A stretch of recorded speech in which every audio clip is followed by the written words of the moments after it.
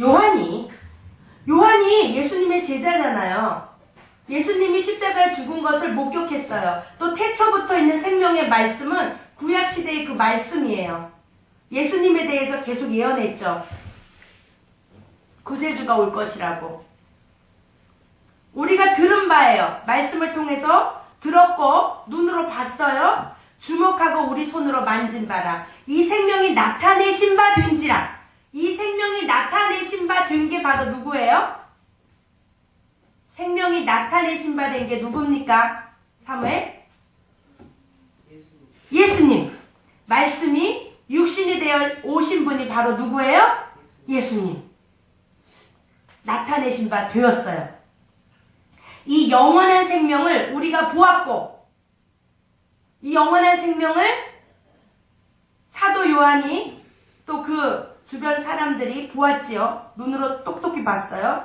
동방박사 세 사람도 봤지요. 목동들도 봤지요. 예수님이 오는 것을. 세례 요한 또한 예수님의 길을 예비했지요. 증거하여 너희에게 전하노니. 이제 전하는 거야. 이는 아버지와 함께 계시다가 우리에게 나타내신 바 된 자니라. 아버지와 함께 계시다가 예수님께서 우리에게 나타내신 바 된 자니라. 그분이 바로 누구? 예수님. 우리가 보고 들은 바를 너희에게도 전함은, 내가 예수님을 보았고, 내가 예수님의 제자로서 예수님의 모든 행적을 보았고, 십자가에 돌아가신 것도 보았고, 예수님이 부활하신 것도 보았고, 또 하늘로 승천하신 것도 보았단 말이죠. 누가? 요한과 그 주변 사람들이.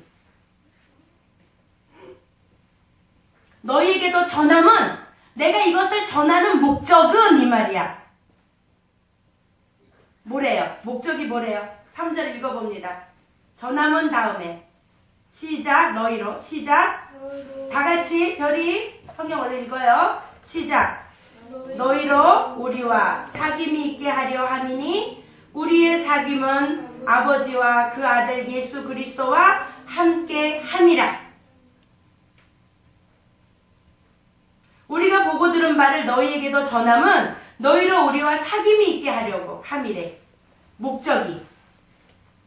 그 사귐은 아버지와 그 아들 예수 그리스도와 함께 함이라. 우리가 이것을 쓰면 우리의 기쁨이 충만하게 하려 함이라. 2016년 전에 이 땅에 그 전에 오셨다가 2016년 전에 돌아가신 그 예수님. 예수님이 부활 승천하시면서 하신 말씀이 뭐죠? 내가 다시 오신다고. 갔던 곳으로부터 다시 오신다고. 그죠? 그래서 이 복음을 전하라고. 사마리아와 땅끝까지 이르러 내 복 전하라고. 그죠? 어디 나와 있어요? 예수님이 가시면서 하신 말씀 찾아볼까요? 빨리 찾아봅시다. 어디 나와 있어요? 예수님의 말씀. 요한복음에도 있지만 다시 온다는 말씀. 마태복음 마지막 절.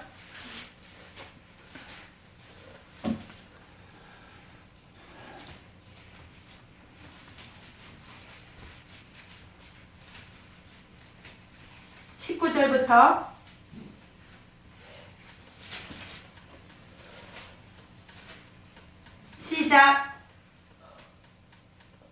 시작. 신다니엘 손 뜯지 말고 시작.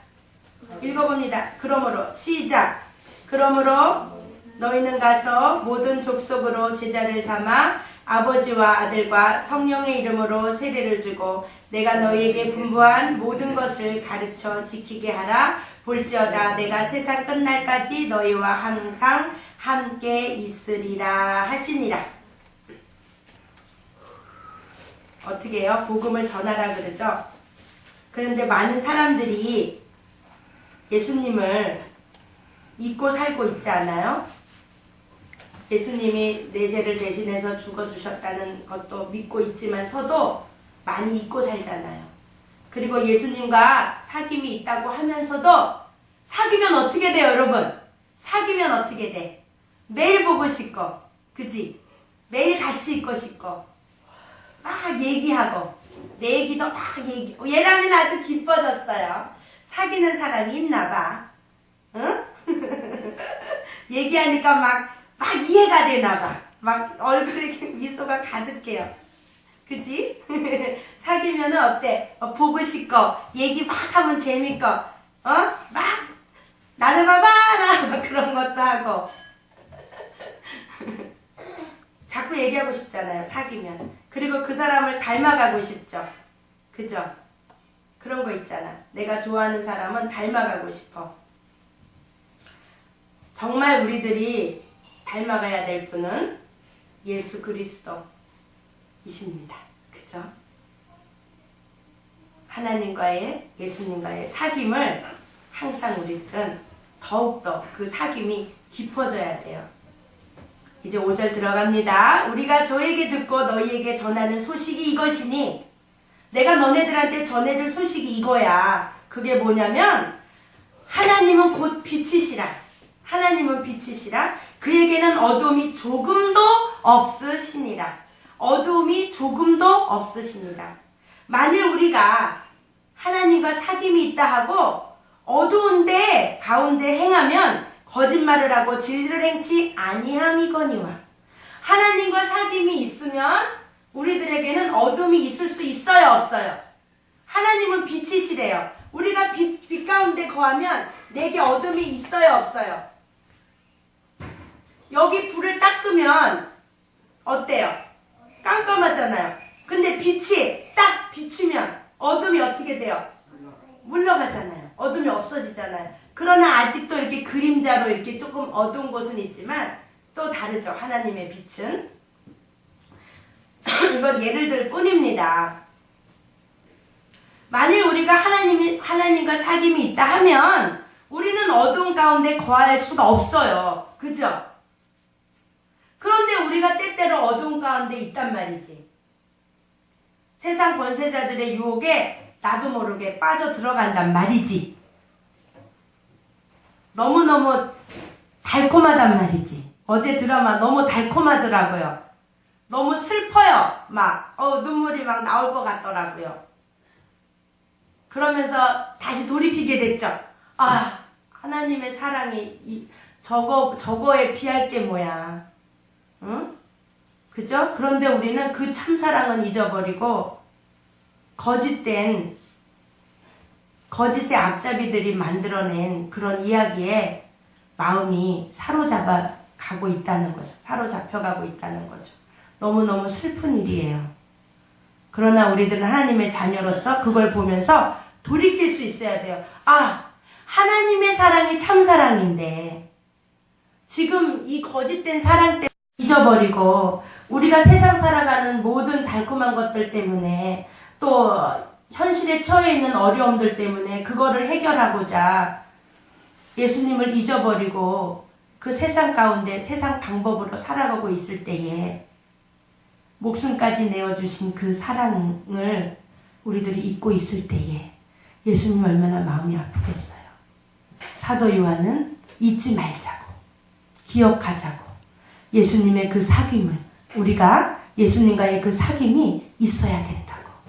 다시 오시는 예수님을 우리는 만나야 하는데 예수님을 다 잊어먹고 기억조차 안 하고 세상의 그 재미와 그 부와 권력과 안락함과 편안함을 얻기 위해서 하루 24시간을 다 허비하고 하나님을 위한 시간, 예수님과의 그 사귐의 시간은 하루에 1분도 때로는 못할 때가 있음을 우리들이 돌이켜 봐야겠어요. 그죠? 여러분들 금식기도 했죠. 금식기도 하니까 조금 회복이 된 것 같아요. 그죠? 선생님부터 시작해서 이렇게 자꾸 잊으면 안 돼요. 성경책을 찾아보면서 하나님이 이렇게 말씀해 주셨었지, 예수님이 이렇게 해주신다고 그랬었지, 자꾸 보면서 그 예수님과의 사귐을 더욱더 돈독해 해야 됩니다. 그죠? 여러분들 그러기 위해서 금식기도도 했죠? 네, 말씀이 들어오죠? 귀에 느껴지지요? 깨달아지지요? 네, 하나님의 은혜입니다. 이 모든 것들이 하나님의 은혜입니다. 7절입니다. 저가 빛 가운데 계신 것 같이 우리도 빛 가운데 행하면 우리가 서로 사귐이 있고 그 아들 예수의 피가 우리를 모든 죄에서 깨끗하게 하실 것이요. 만일 우리가 죄 없다 하면 스스로 속이고 또 진리가 우리 속에 있지 아니할 것이요.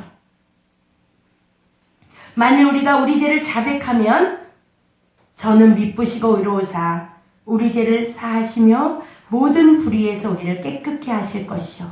만일 우리가 범죄하지 아니하였다 하면 하나님을 거짓말하는 자로 만드는 것이니 또한 그의 말씀이 우리 속에 있지 아니하니라.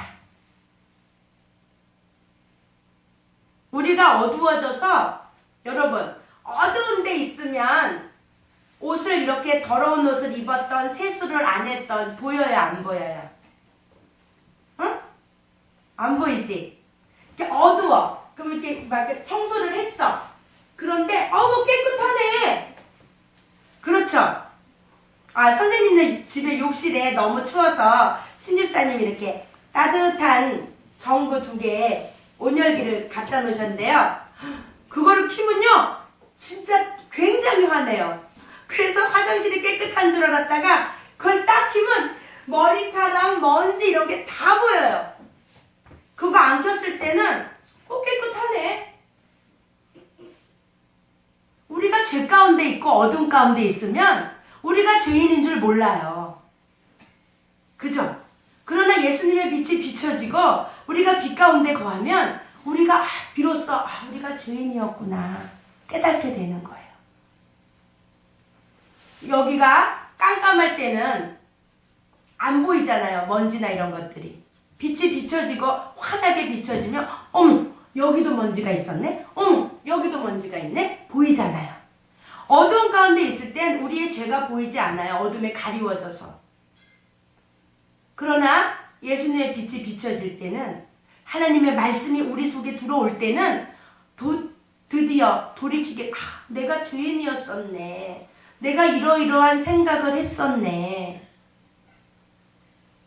나는 죄를 안 짓고 사는 줄 알았는데 나는 주일 성수도 잘하고 11조도 잘하고 말씀 시간에 말씀도 잘 듣고 난 요절도 잘 외웠고 엄마 아빠 말씀도 잘 들었는데 하나님의 말씀이 내게 들어오니 내가 부족한 게 정말 많았네 깨달아지는 거죠. 바로 하나님의 자녀라는 증표입니다. 그러나 어두움에 있으면 만약에 나는 범죄하지 않았어. 나는 죄진 것도 없어. 그러면 하나님을 거짓말하는 자로 만드는 거래요. 또한 그의 말씀이 우리 속에 있지 아니하니라. 하나님의 말씀이 우리 속에 있지 않다는 증거란 얘기죠. 여러분 도깨비와 같은 자가 있으면 너무 좋겠죠?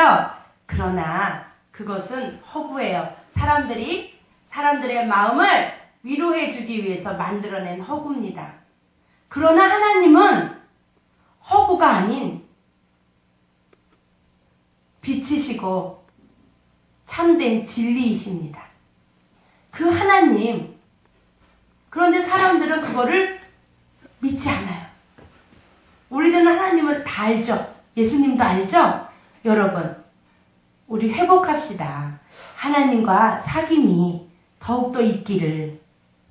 또 아울러 하나님과의 자녀가의 형제 자매들과의 관계에서도 그 하나님 안에서 말씀 안에서 사귐이 있어야겠어요.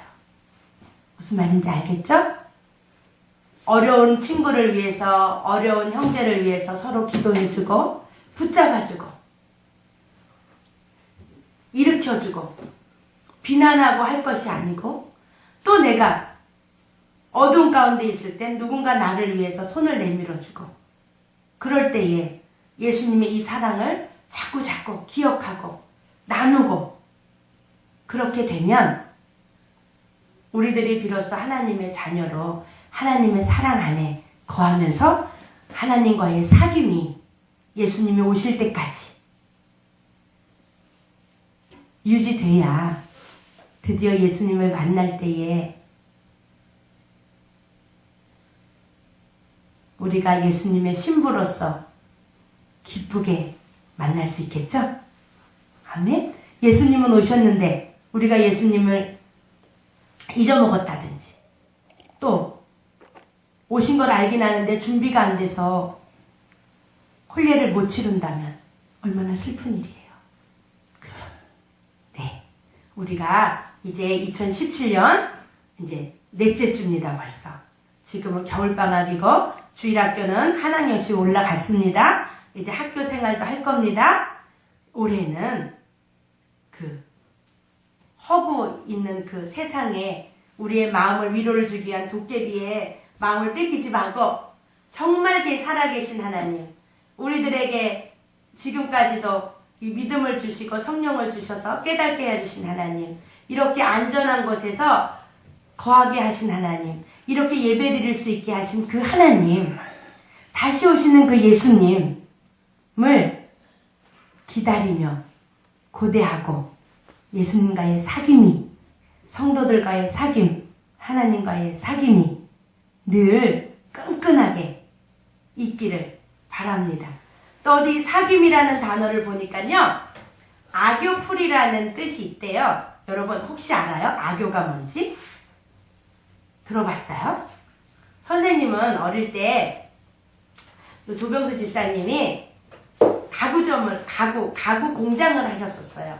그래서 그 가구를 이렇게 붙여야 돼요. 못으로 이렇게 박는 게 아니고 이렇게 짜서 딱 맞물리게 해서 이렇게 붙이거든요. 근데 꼭 미역 귀같이 생긴, 색깔도 딱 미역같이 생긴 그런 갈색빛 나는 뼈다귀 같은 그런 것들이 많이 있는데 그거를 녹이면 풀이 돼요. 굉장히 잘 붙어요. 그런 의미가 있답니다. 사귐이 끈끈하게 딱 붙어서 떨어지지 않는 거지. 서로 관계가 친밀한 거지. 이해 갔어요? 사귐, 펠로우십. 여러분, 하나님과 우리들이 악교풀로 딱 붙인 것 같이 예수 그리스도의 사랑으로 하나가 되어서 잊지 말고, 다시 오시는 예수님을 우리가 잊지 말고 기억하고 그 예수님을 닮아가서 거짓말하고 진리를 행치 아니하는 자들이 아니고, 이제 지난주 말씀같이 보라 내가 속히 오리니 내가 줄 상이 내게 있어 각 사람의 그의 일한 대로 갚아주리라. 하나님의 말씀을 듣고 잊어버리는 자가 아니고 듣고 행하는 자가 되어서 하나님과의 그 사랑 안에 거하는 한 주간이 되기를 기도합니다. 기도합시다. 하나님 아버지 감사